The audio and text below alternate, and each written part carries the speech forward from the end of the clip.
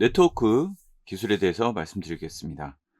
처음에는 이제 네트워크 기초 기술에 대해서 말씀드릴 텐데요. 요즘에 앱이나 서비스의 환경들이 네트워크를 기반으로 한다라고 말씀을 드렸었고, 이 네트워크라는 것은 클라이언트, 클라이언트와 서버 간의 데이터를 주고받기 위한 인프라 환경이 바로 네트워크입니다. 네트워크는 다양한 방식으로 구성이 될 수가 있는데요.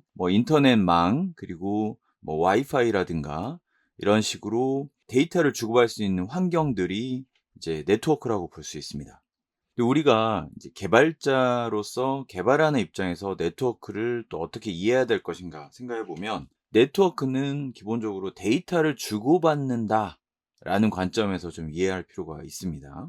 그래서 기본적으로 데이터를 주고받을 때 클라이언트와 서버 간의 통신으로 이루어집니다. 그러니까 네트워크라는 것은 망인데, 그 인프라 환경을 자체를 네트워크라고 하는데, 그 네트워크 상에서 우리가 개발자로서 그 어플리케이션을 만드는 입장에서 네트워크는 클라이언트 서버로 이루어진다라는 관점을 좀 이해할 필요가 있고요. 자, 클라이언트라고 하면은 사용자 환경, 그러니까 사용자 환경, 사용자가 보고 있는 PC 또는 스마트폰, 또는 그 안에서 스마트폰 자체가 클라이언트라고 바라보는 것보다는 스마트폰 또는 PC 안에 있는 웹 브라우저 같은 것들을 클라이언트라고 보는 것이 좀 더 맞겠습니다. 그리고 그런 클라이언트가 서버로 접속을 하면서 이 네트워크 데이터 통신은 이루어지게 되는데요. 서버라는 것은 일종의 프로그램인데, 계속적으로 구동되고 있는 상태의 프로그램이라고 좀 이해하시면 되고, 그 서버는 클라이언트 접속을 대기하고 있는 상태입니다.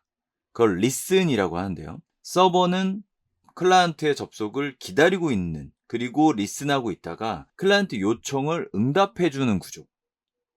클라이언트는 서버를 접속하고, 그리고 서버에 어떤 특별한 요청들을 하는 대상, 주체가 클라이언트, 그리고 서버는 그 요청을 받아서 처리해 주는 그런 컴퓨터들을 말합니다.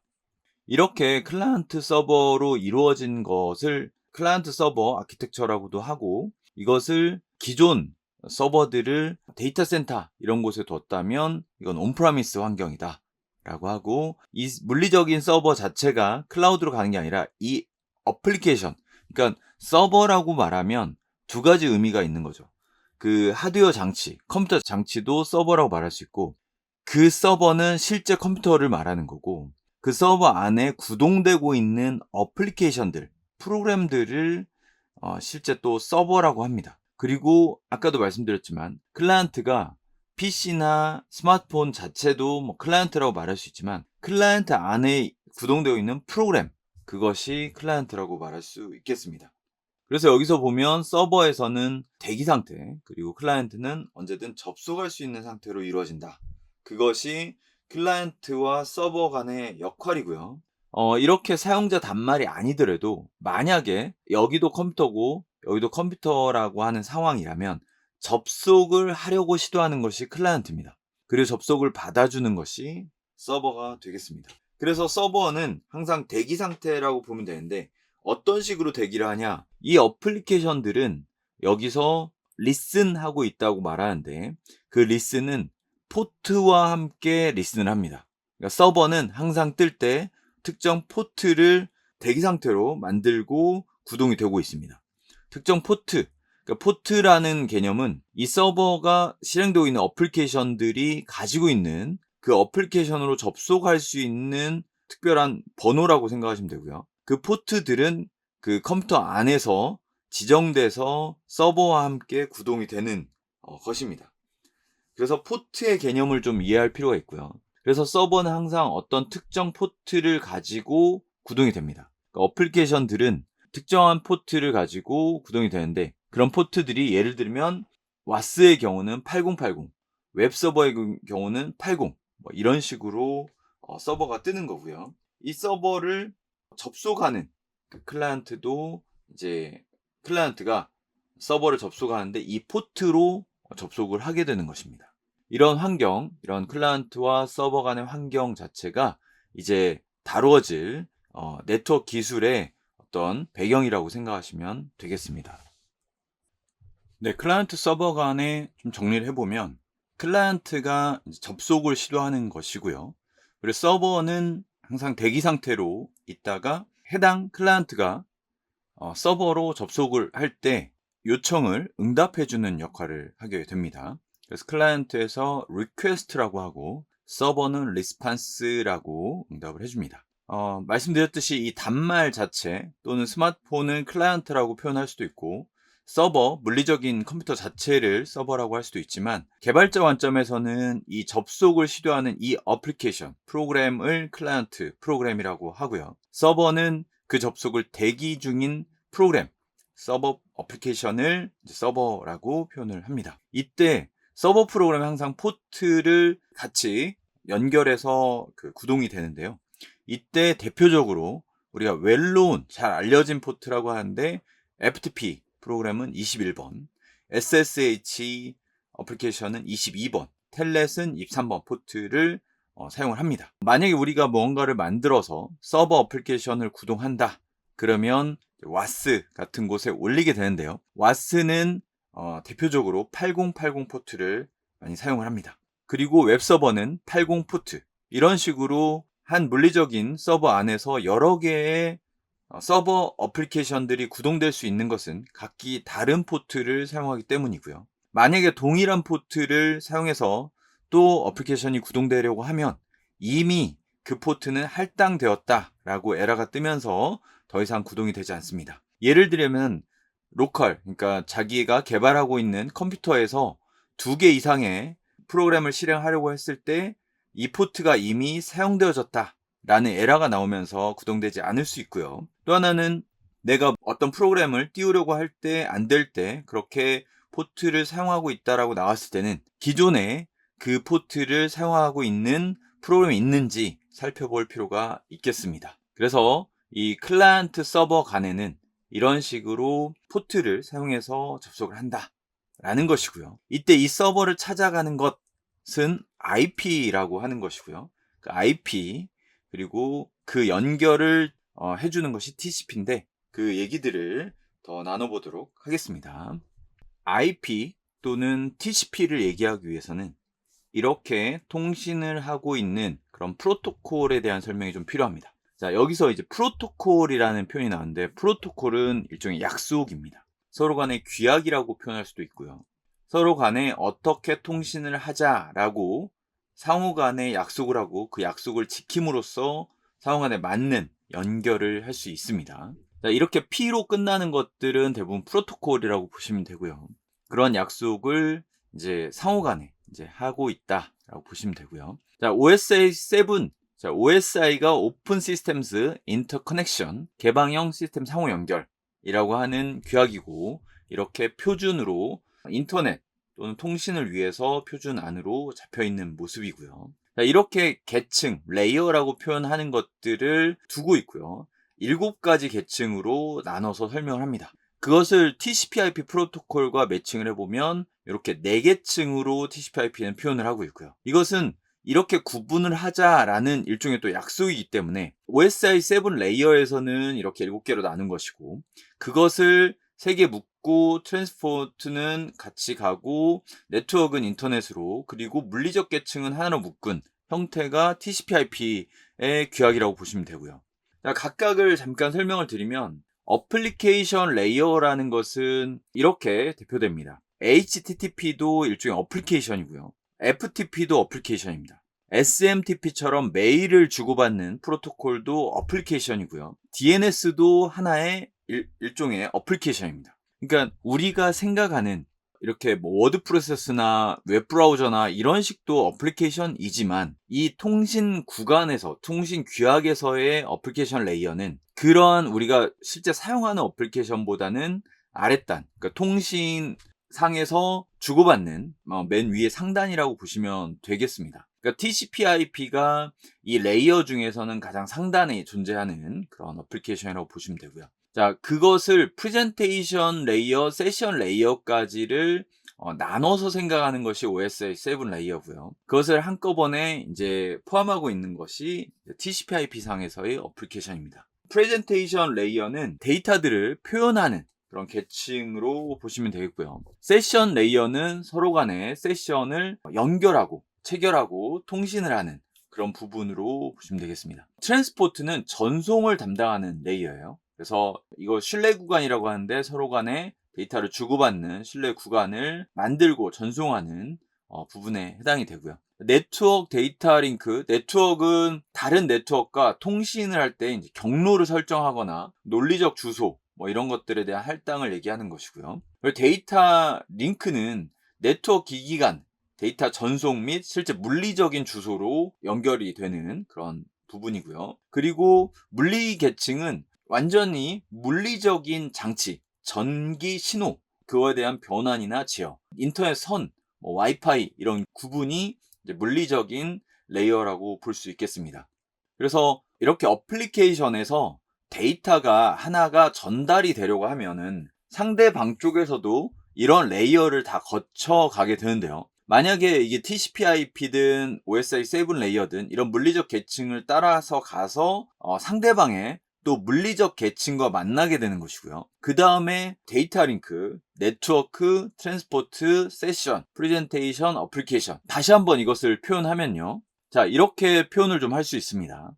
어플리케이션이라고 하는 것을 웹브라우저로 좀 클라이언트 단에 표현을 하고, 여기는 이제 HTTP를 포함한다고 말씀드렸고요. 자, 이렇게 데이터들이 전달이 되어지려고 할 때 이렇게 내려가는 것이고요. 쭉 내려가서 데이터들이 내려가서 이렇게 네트워크, 실제 물리적인 장치를 통해서 상대방 접속하려고 하는 뭐 서버 또는 컴퓨터에 이런 네트워크 계층부터 해서 인터넷 계층 올라가고, 그 다음 트랜스포트 계층 올라가고 실제 어플리케이션까지 도달을 하게 됩니다. 그러니까 데이터 흘러갈 때는 여기 데이터가 아래 단계를 거쳐서 실제 물리적으로 전송이 되고 위로 올라와 가지고 실제 데이터를 받게 되고, 다시 여기서 응답을 해줄 때는 이렇게 밑으로 내려가서 이렇게 전달이 돼서 이렇게 올라갑니다. 밑으로 내려간다라는 표현은 좀 다시 표현하면, 어플리케이션에서 예를 들면 데이터를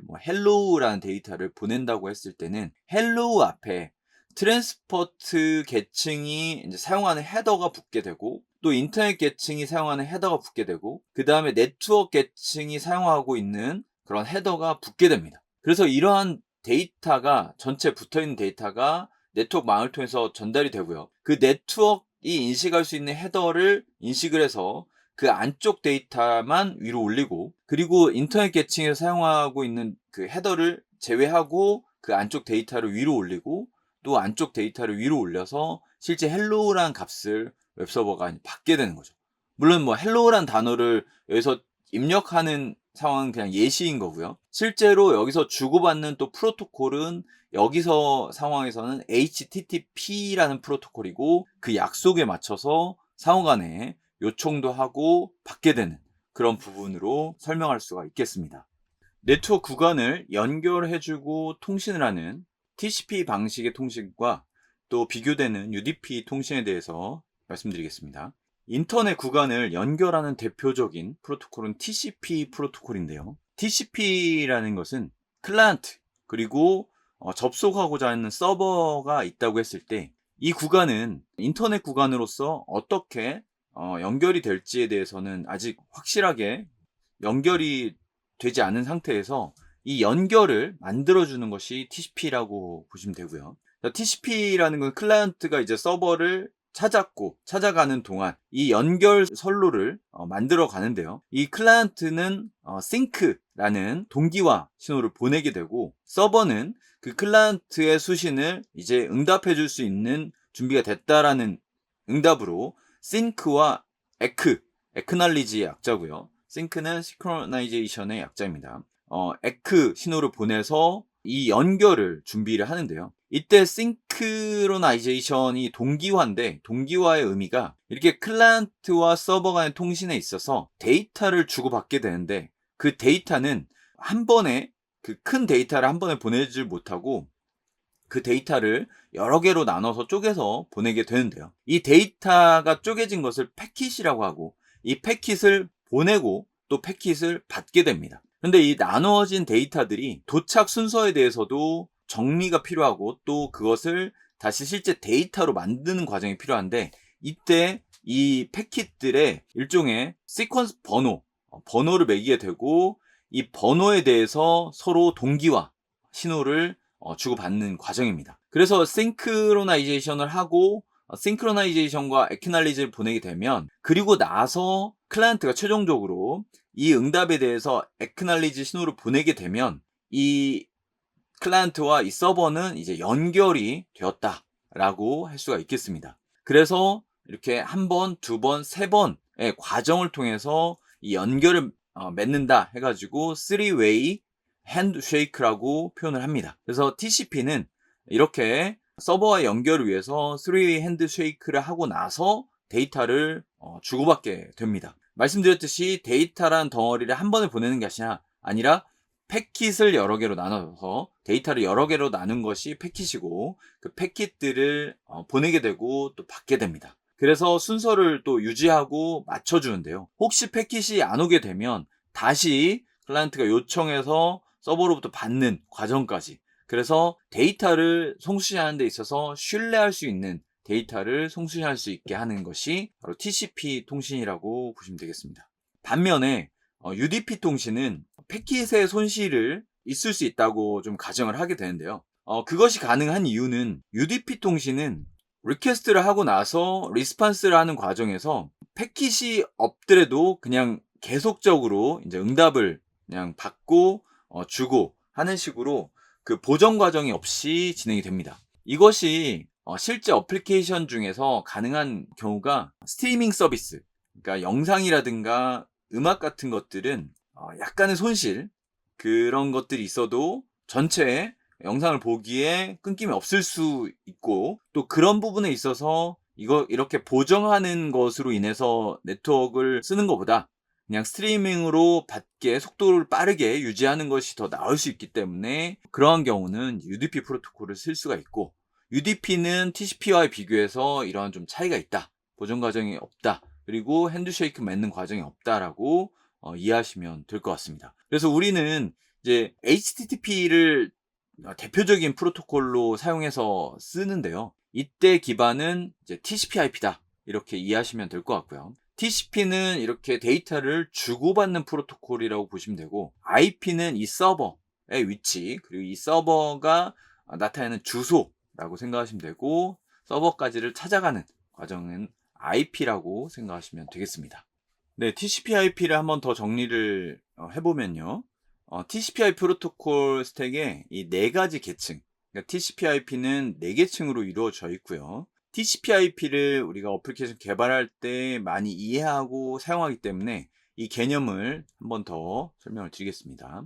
각 계층은 이 전체적인 통신을 위해서 존재하는 것이고요. 각각의 계층에서의 역할이 좀 다를 수 있는데요. 응용 계층, 어플리케이션은 어플리케이션을 제공할 서비스할 수 있도록 한다 했고, 응용 서비스 간의 데이터 교환을 위한 다양한 프로토콜을 정의하고 있습니다. 대표적으로 HTTP, 그리고 FTP, SMTP, 텔넷 등이 있습니다. 이것을 어플리케이션, 우리가 사용하는 워드 프로세스나 브라우저 이런 것까지는 아니더라도 이 레이어가 어플리케이션과 직접적으로 연결되면서도 실질적인 데이터를 주고받는 그 내용에 해당이 되겠고요. 자, 어플리케이션 레이어에서 이 데이터를 전달할 때는 아랫 단계엔 전송 계층으로 데이터가 가고요. 그 전송 계층에는 또 헤더가 붙게 되는데요. 전송 계층에서의 그 프로토콜은 TCP, 그러니까 전송을 하는 것이고, 설명드렸듯이 이 전송을 할 때 이 구간의 신뢰성을 만들어줍니다. 그 신뢰성이라는 것은 이 3-way 핸드쉐이킹을 통해서 연결을 맺고요. 또 하나는 데이터가 유실됐을 때, 오지 않았을 때 다시 요청을 함으로써 데이터를 받게 되는 그 데이터의 전송의 신뢰를 보장하는 프로토콜이 있고, 또는 TCP를 사용하지 않고 UDP를 쓴다고 하면은 UDP를 사용함에 있어서의 특징, 그러니까 요청을 하고 응답을 받는 정도. 그래서 결국은 데이터를 송수시하는 역할을 한다라고 보시면 되고요. 그리고 인터넷 계층은 그 하위로 내려와서 이 전송의 신뢰성을 가지고, 이 밑에는 이제 어드레싱, 패키징, 라우팅, 그러니까 어디로 가서 어떤 과정을 거쳐서 가든지 이제 실제 해당하는 서버, 내가 접속하고자 하는 서버로 이 패킷을 전달해 주는 전송 과정. 그래서 IP를 가지고 찾아가는 거죠. 실제로 서버. 이때 라우팅을 거치게 되기도 하고 이런 그 주소를 찾기도 하고 이런 식으로 찾아가는 것. 그때 패킷이 뭐 분할되거나 병합되는 과정이 이루어지게 되는 겁니다. 그리고 이때 이 밑에 계층은 뭐 소위 말하는 맥 어드레스라고도 하는데 실제 물리적인 장치, 이더넷 뭐 이런 곳에서 상대방의 이더넷으로 물리적 신호들이 주고받아지면서 데이터가 주고받아지는 거죠. 이때 데이터도 마찬가지로 패킷이고요. 이렇게 데이터가 물리적 장치와 물리적 장치에서 오가고 물리적으로 받은 것에 그 물리적인 헤더는 제외되고 그 위로 올라가게 되는 것이고요. 자, 인터넷 계층에서 그 데이터를 처리가 됐다면 또 위로 올라가고 이 신뢰성이 확인이 돼서 데이터가 완전히 받아졌다면 또 위로 올라가서 실제 어플리케이션 계층에서 데이터를 실제 볼 수 있는 것까지 전달이 되는 것입니다. 그래서 이렇게 네트워크를 서로 연결하고 또 데이터를 주고받고 실제 데이터 프로토콜 간에서 서로의 데이터를 인식하는 그 레이어에 대한 설명을 드렸습니다.